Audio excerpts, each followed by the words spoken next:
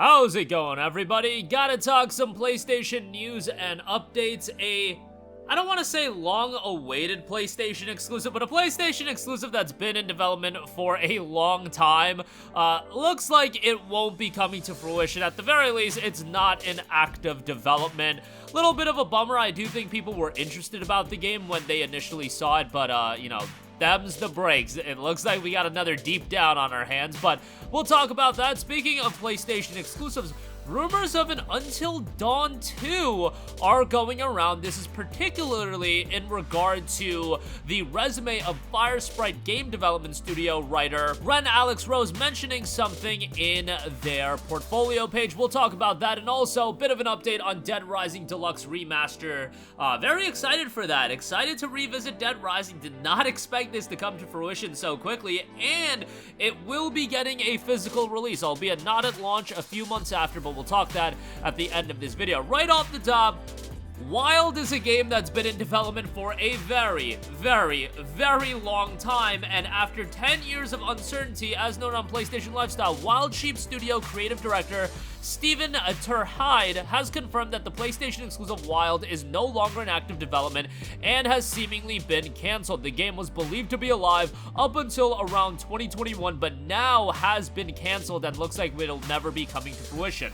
Wild was announced all the way back in 2014 with a trailer at Gamescom, and then after a while, remember, this was back in 2014, so it naturally saw comparisons to Far Cry Primal. I want to say Far Cry Primal ended up coming out in 2016 or 2017, so the timeline worked out as far as Wild being a game people were looking at, and then Far Cry Primal coming out and being like, okay, a direct comparison point. Let me pull up Far Cry Primal's exact release.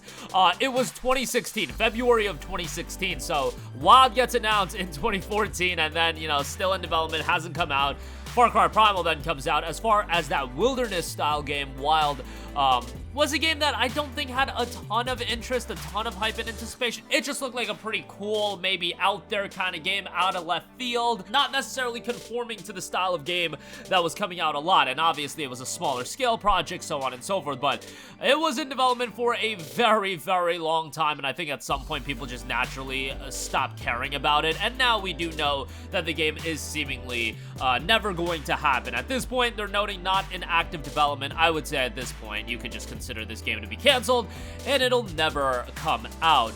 But, you know, it is what it is. What may at some point come out is an Until Dawn 2. Now, keep in mind, Until Dawn is getting a next-generation release. It's going to be on PS5 and PC, day one on PC, and Until Dawn 2 rumors are now swirling after a resume has been found from a writer at PlayStation Studio Firesprite who was working on a PS5 horror game. Spotted by MP First, the resume of Firesprite game writer Alex Rose mentions an unannounced branching horror adventure game with a pre-established IP. I'm sorry, but Until Dawn, as far as PlayStation titles go, is the only one that really fits that criteria. Unannounced branching horror adventure game, pre-established IP.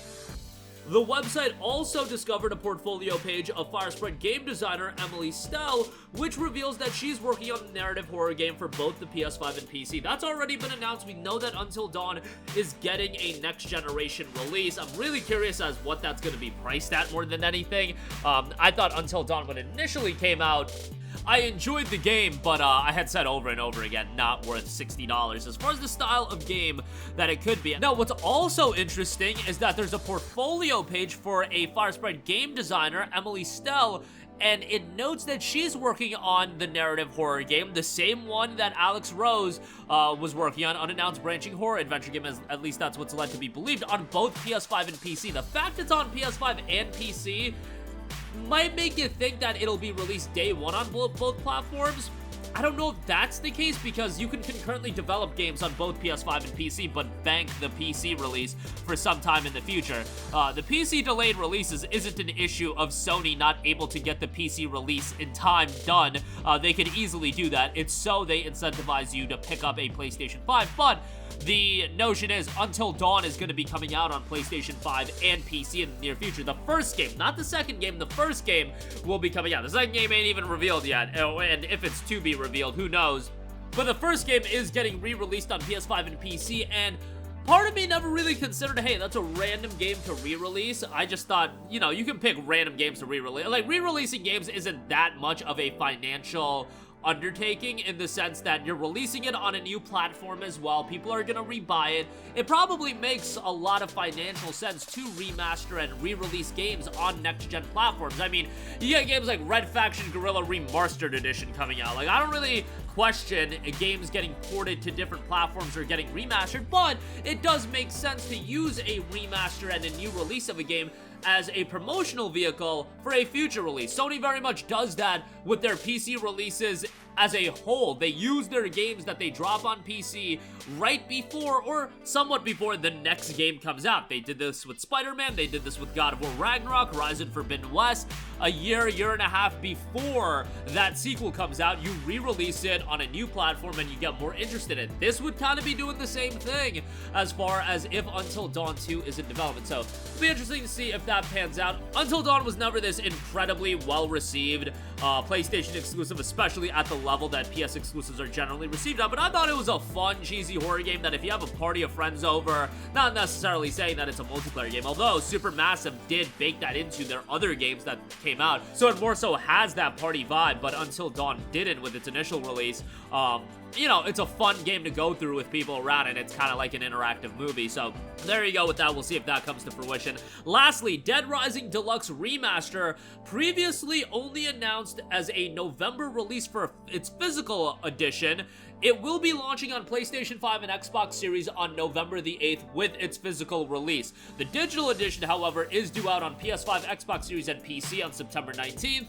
Capcom also released a director's report video highlighting an array of content from the remaster. Brought back to life with Capcom's RE engine, Dead Rising Deluxe Remaster is the definitive remaster of the classic Dead Rising game from 2006. With improved 4K resolution graphics and a 60 frames per second frame rate, zombie slayers can experience a fresh take on the zombie genre with incredible action, over-the-top combat, hordes of weapon choices, eccentric costumes, and a comedic yet compelling storyline to boot. Quality of life improvements are included, improvements such as the ability to complete certain actions while taking on the transceiver, and uninterrupted calls even when being attacked have been introduced. Say cheese, various photo filters like black and white, vintage pixel art, and more have been added to the game's photo feature, so players can flex their creative muscles as the best zombie hunting photojournalist in the business. And an all-star cast take a deeper look at some of the returning fan favorite characters like militaristic Brad Garrison, the new Department of Homeland Security agent Jesse McCartney, and the tight-lipped Russell Barnaby, plus some of the lovely psychopaths like Convict, Stephen Chapman, and more. Dead Rising Deluxe Remaster is due out for a release on September the 19th, PS5, Xbox Series, and PC, and they're calling it a Deluxe Remaster. I guess they don't want to full out call it a remake because